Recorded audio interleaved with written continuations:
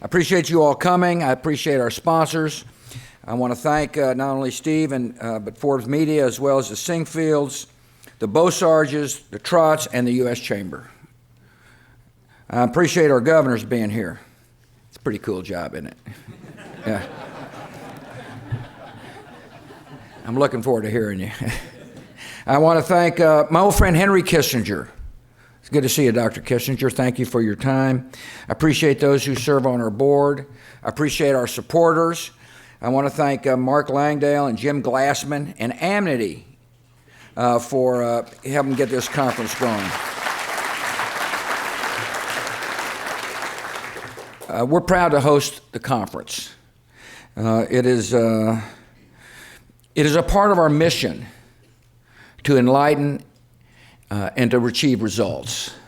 You know, I toured the facility the other day. These are for the supporters. I went to the facility the other day, and it is an awesome building on a great campus. I mean, Robert Stern, who is a world-class architect, has done a fantastic job. The gardens are going to be beautiful. I look forward to the opening in April of 2013. And so the Bush Center is comprised of three parts. One is the library and archives. In the library and archives, we'll have over 4 million photos. We'll have tens of thousands of boxes of materials and hundreds of millions of emails, all stored and sorted at some point in time so they can be analyzed by historians. Secondly, there'll be a museum. Mark mentioned the museum. It'll be really about presidential decision making. I mean, the museum, frankly, is not going to last if it's only about me.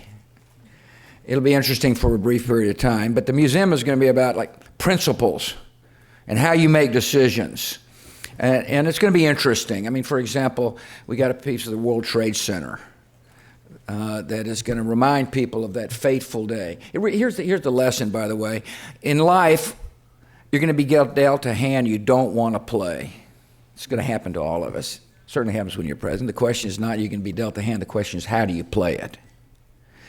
And then there's the Institute. So when you get out of office, it's kind of a daunting feeling. I mean, you've served, you've given it your all, and all of a sudden you got some years ahead of you. And I have decided to stay out of the limelight. I mean, I had plenty of the limelight. I don't think it's good, frankly, for our country to undermine our president, and I don't intend to do so. But I do intend to remain involved in areas that I'm interested in. And so the Bush Institute, run by Glassman, is an opportunity to be engaged in public policy in a positive way. So the building isn't open, but our institute is. And every day our scholars and fellows and directors come to work to advance this mission. How do we promote freedom? And how do we honor traditional values, timeless values? And so our programs are designed, I think you'll see, or if you study our institute, our programs are designed with clear goals in mind, and we tend to hold people to account. In other words, we want people who contribute to our institute to know that we're going to achieve concrete results that have an effect on our country and on the world. In order to have a prosperous and more free America, we got to have an education system that works. And so the Bush Center is a part of the reform movement that insists upon accountability as a key to educational excellence. And one of the things we're doing is that we're focusing on one of the key components of educational excellence, and that is how to better recruit and train our nation's principals. We believe that all human life is precious and know that we have a calling to help save lives in the developing world. I believe we're better people when we serve the admonition, to whom much is given, much is required. So at the Bush Center, we're going to act out that call. Here's one way we're doing it. We've started what's called the Pink Ribbon, Red Ribbon campaign, and that is to diagnose and treat cervical cancer on the continent of Africa. We've assembled a group of public and private partners, and we're getting after it with measurable results. We believe that all freedom is universal. In other words, we strongly believe in the concept of the universality of freedom, that deep in everybody's soul is a desire to be free. So I'm not surprised in the Middle East when given a chance, people demand their God-given rights. We recently announced a one-of-a-kind place, an archive, a freedom archive, where dissidents, political prisoners, heroic figures in the March of Freedom can, where their stories will be stored and made available over the internet. People say, what are you doing that for? Well, I think it's important. We think it's important to record heroic figures like Václav Havel or Ellen Johnson Sirleaf or the Dalai Lama as a reminder to our fellow citizens that we cannot become isolationists and hope for a peaceful tomorrow, that it's in our interests to support those who are willing to take risks for freedom. It also sends a signal to those on the front line of the freedom movement that the United States hears them.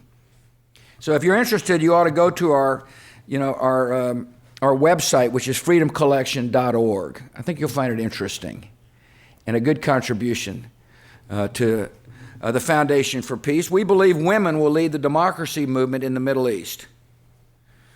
And so to this end, we have invited Egyptian women to come to the country to see how civil society is developed in our own society, to introduce them to mentors, and to send them back home encouraged and full of confidence that they've got support here in the United States to take on the tough tasks of helping democracy advance.